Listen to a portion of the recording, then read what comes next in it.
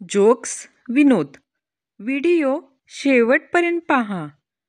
बायको माहेरी गेलेली असते. काळजी घ्या, डेंगू खूप वाढलाय.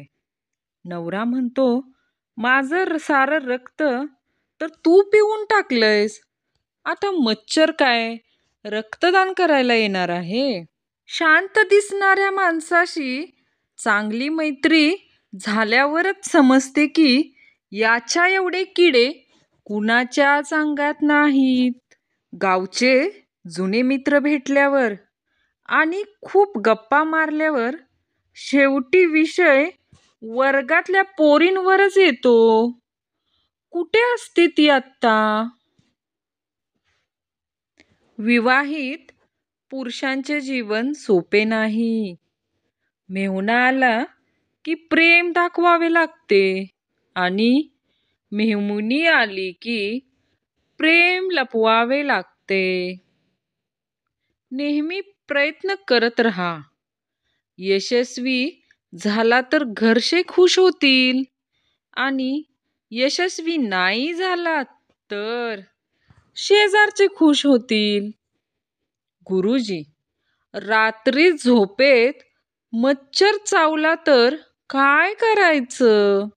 चंदू, गुपचूप खाजवून झोपून जायचं. तुम्ही काय रजनीकांत नाही की मच्छर तुम्हाला सॉरी म्हणेल. गुरुजींनी चंदूला तुडवला.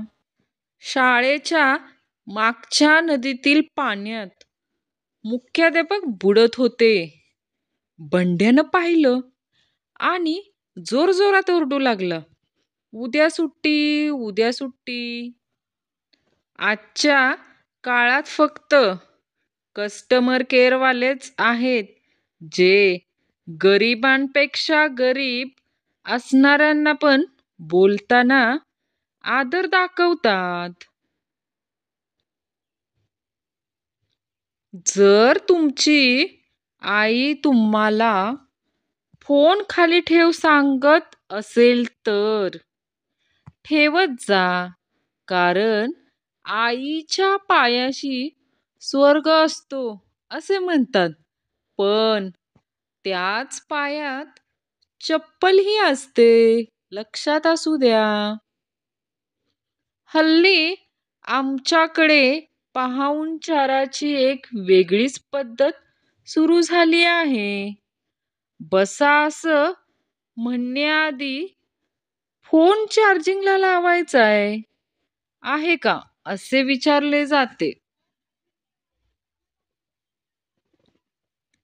तुम्ही कुठेतरी खूप घाईघाईने बाहेर जाता आणि अचानक काळी मांजर समोरून जाते. याचा अर्थ काय? त्या मांजरीला तुमच्यापेक्षाही जास्त घाई असते.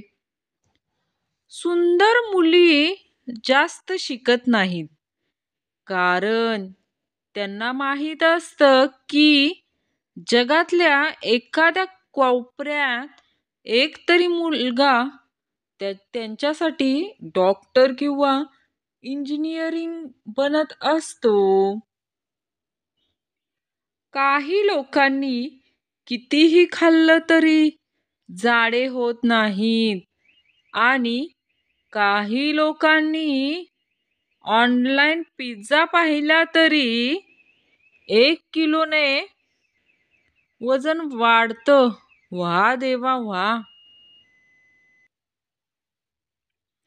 जिव्हारी लागेल असा अपमान.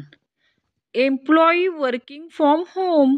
आई, जा बाळा, बाजारातून जरा सामान घेऊन ये. सन, आई, आता क्लायंटचा कॉल आहे, नंतर जाऊ शकतो का? आई, I am working on that and I will get back to you soon. एवढंच बोलायचं आहे ना?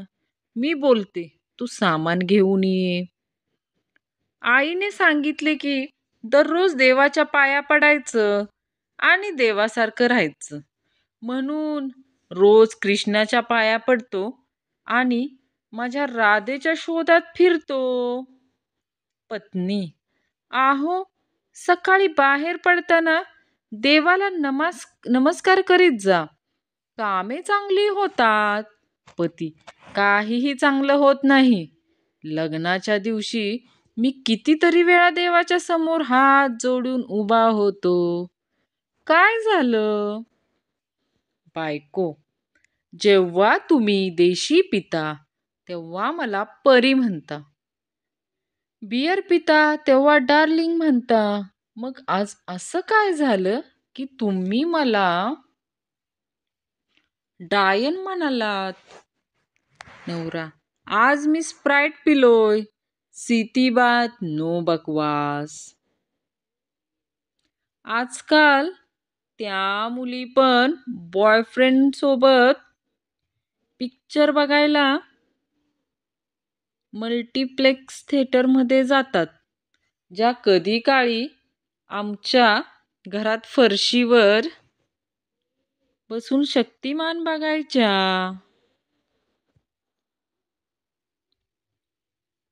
10 वर्षाचा मुलगा आईला: आई, जीएफ म्हणजे काय ग?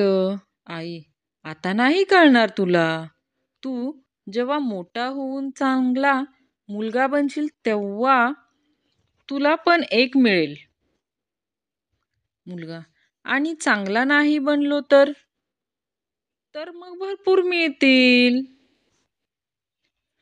हे बघ पोरी, आपल्या नावात जेवढं वजन हाय ना तेवढ्या तुझ्या अंगात पण नाही.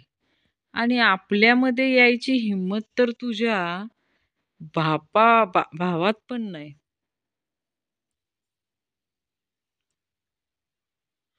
हसण्याची इच्छा नसली तरी हसावे लागते. कसे हात विचारले कुणी तर मजेत म्हणावे लागते. जीवन हे रंगमंच आहे. इथे प्रत्येकाला नाटक करावे लागते. स्त्रिया पुरुषांपेक्षा चांगलं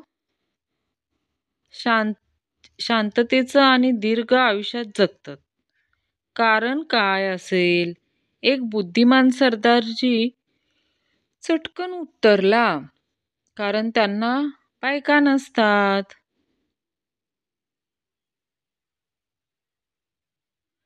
सुंदर मुलीच्या प्रेमात पडणारे सगळेच संसारात यशस्वी होतात असे नाही, पण जीवन सुंदर बनवणाऱ्या मुलींच्या प्रेमात पडणारे 100% यशस्वी होतात.